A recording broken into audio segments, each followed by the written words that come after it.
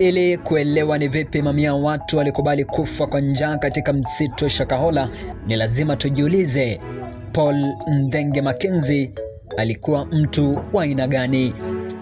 Maana education ile aliyokuwa mwanadamu anafundishwa na anayofundishwa mpaka sasa haitoki kwa Mungu bali inatoka kwa Waroma.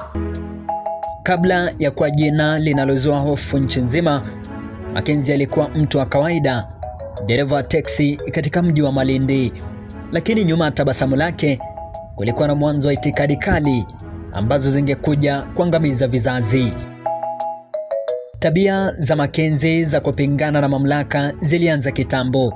Kulingana na kaka yake wa kuzaliwa tumbo moja, Robert Mackenzie, Paul hakuwa mtu wa kukubali kushindwa au kurekebishwa. Alipokuwa kijana alikuwa na marafiki, yani mtu ambaye yuko unajua, yani mtu mkimya. Mtu yani wezi mwele, yani mtu si mtu na watu, si mtu na ni mtu, yani tu yeye yuko tu ametulia, yani ana mambo mengi. Alianza mahubiri yake mwaka 1995, lakini msimamo wake mkali ulisababisha fukuzi katika makanisa mbalimbali aliyokuwa akihudumu kati ya mwaka 1999 na mwaka 2000.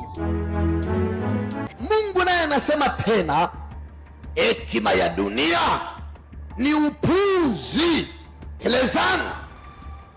Tabia ya Paul Mackenzie ilijengeka juu ya kile wataalamu wanaita unafiki wa kiimani.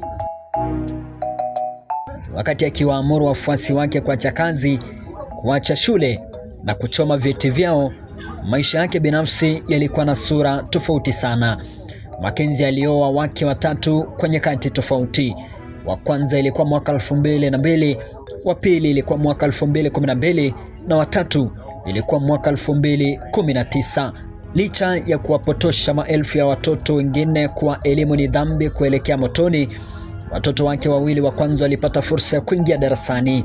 Hata hivyo, kutokana na shinikizo la imani yake, walilazimika kuacha shule wakiwa katika darasa la 5 na la 7. Watu waliomfahamu wanamuelezea Mackenzie kama mtu mwenye ushawishi mkubwa wa maneno, lakini mwenye msimamo wa chuma.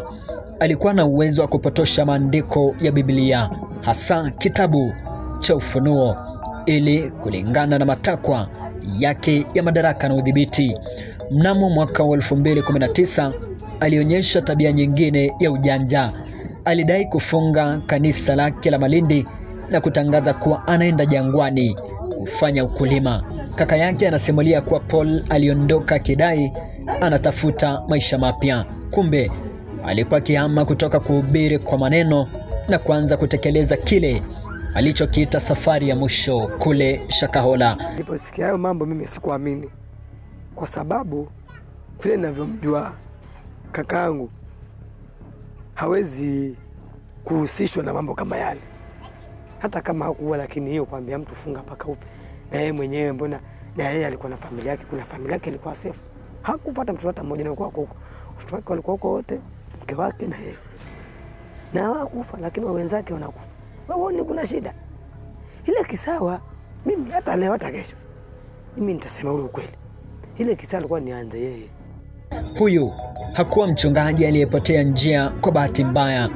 Alikuwa mtu aliyepanga kila hatua ya udanganyifu wake, akitumia umaskini na upweke wa wafuasi wake kama silaha ya kuwatawala kimwili na kiroho.